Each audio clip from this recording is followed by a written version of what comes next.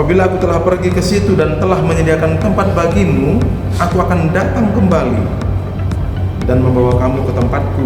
Supaya apa? Supaya di tempat di mana Yesus berada, kita pun berada.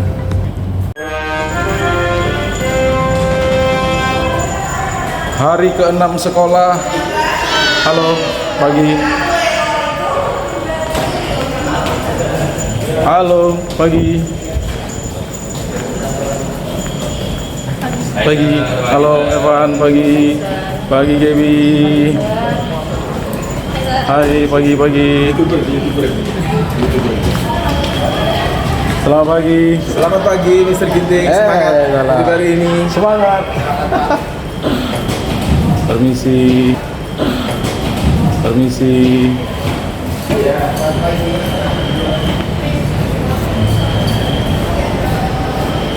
Pagi, sir. Kayak gladiator aja.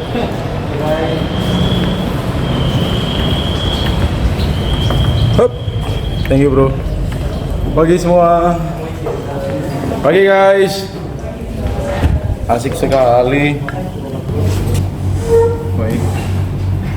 Kita berdoa ya. Taruh dulu handphonenya. Kita berdoa sebentar. Mari kita berdoa. Kita bersatu dalam doa. Sebelum kami memulai beragam kegiatan kami sepanjang hari ini, Tuhan, kami mengucap syukur atas kesempatan hari yang baru dan kehidupan yang Tuhan terus berkati. Dan saat ini dalam waktu yang singkat kami mau mendengar dan merenungkan sebagian dari firman Tuhan.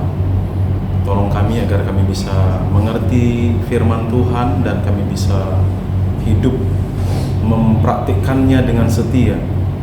Berkati kami dengan firman-Mu, dalam nama Yesus kami berdoa. Amin. Teman-teman, Mister bacakan firman Tuhan dari Injil Yohanes. Dari Injil Yohanes pasal 14 ayat 1 sampai dengan ayat 6 ya. Mari perhatikan Injil Yohanes pasal 14 ayat 1 sampai dengan ayat 6. Taruh dulu handphonenya. Saya bacakan bagi kita, judulnya Rumah Bapa. Janganlah gelisah hatimu. Ini perkataan Yesus kepada para muridnya ya. Janganlah gelisah hatimu. Ada yang gelisah hatinya pagi ini? Gelisah, mungkin ada PR yang belum selesai, mungkin ada hari ini presentasi atau yang lain. Firman Tuhan bilang, janganlah gelisah hatimu. Percayalah kepada Allah, percayalah juga kepadaku, kata Tuhan Yesus. Di rumah Bapakku banyak tempat tinggal. Sekali lagi, di rumah Bapakku banyak tempat tinggal. Jika tidak demikian, tentulah aku mengatakannya kepadamu.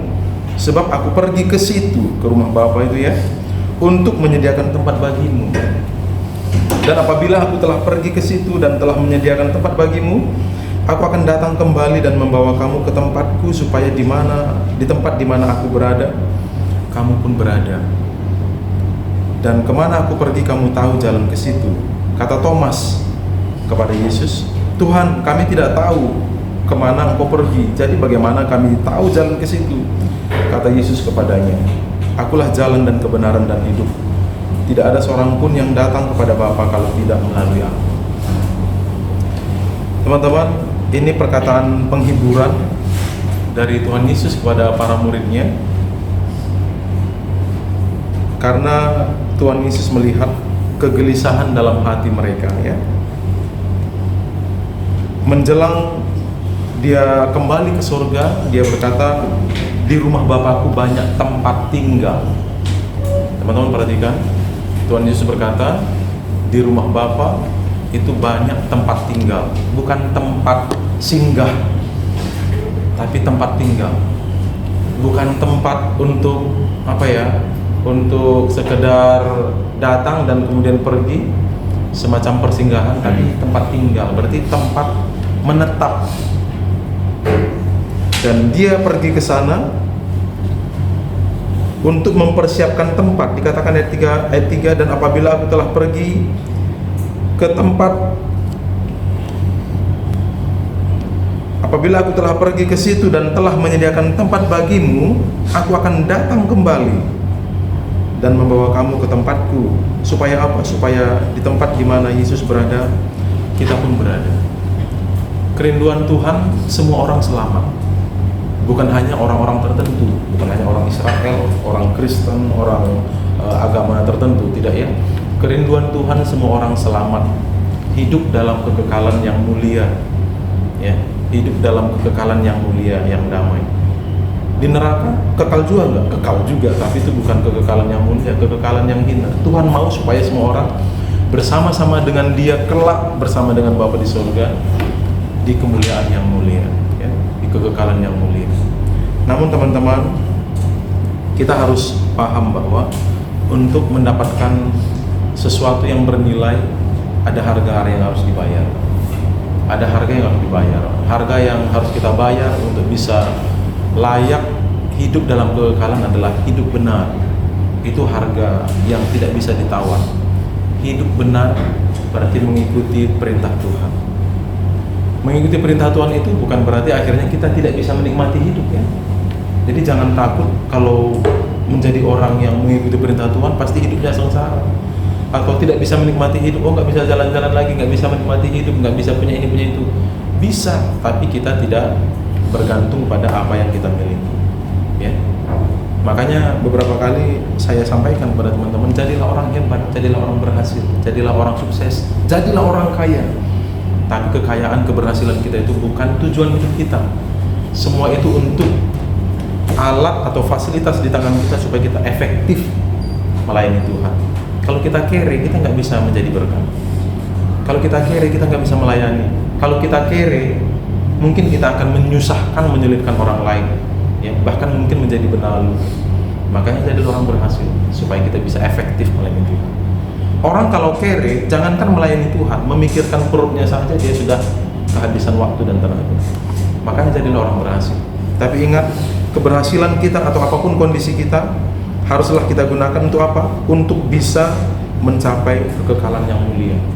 Karena pada akhirnya kita akan tinggalkan semua, guys. Harta sebesar apapun, sebanyak apapun, kehebatan kita yang sebagaimanapun itu akan kita tinggalkan. Hanya satu yang kita bawa, apa itu?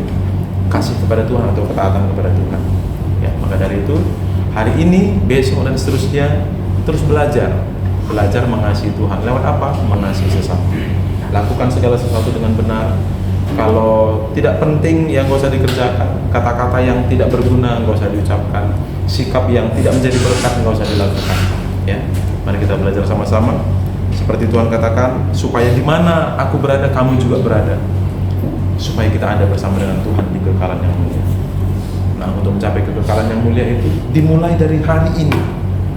Bukan besok, bukan lusa, bukan nanti umur 40 tahun atau umur sekian puluh tahun baru kita mau serius.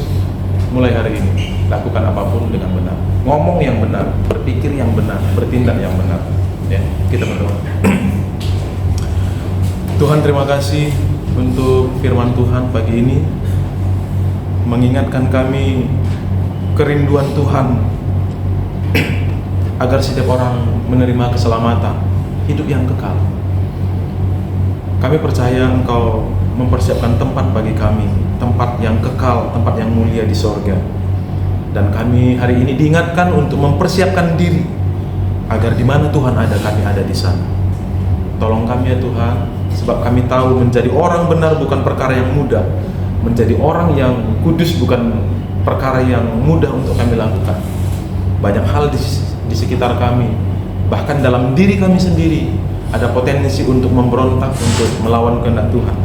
Tapi pagi ini kami mau memaksa diri kami mau belajar untuk bisa benar-benar hidup memuliakan Tuhan. Tolong kami ya Tuhan, dan terus pimpin kami, ingatkan kami, dorong kami hidup dalam kebenaran. Kami juga memohon penyertaan Tuhan untuk sepanjang hari ini dalam proses kami belajar dan berinteraksi dengan orang-orang di sekitar kami. Kiranya Tuhan memberkati kami dan menolong. Papa mama orang tua kami yang kami tinggalkan di rumah, di kantor, dimanapun mereka berada saat ini, kiranya juga dalam berkat dan penyertaan Tuhan. Keluarga kami dan semua orang yang ada di sekitar kami, teman-teman kami di kelas ini, semuanya Tuhan tolong, Tuhan berkati. Bapak Ibu guru yang mengajar sepanjang hari ini juga, kiranya dalam pimpinan kasih Tuhan, sehingga mengajar dan mendidik kami dengan penuh kasih. Dalam nama Tuhan Yesus kami berdoa, kami mengucap syukur. Haleluya.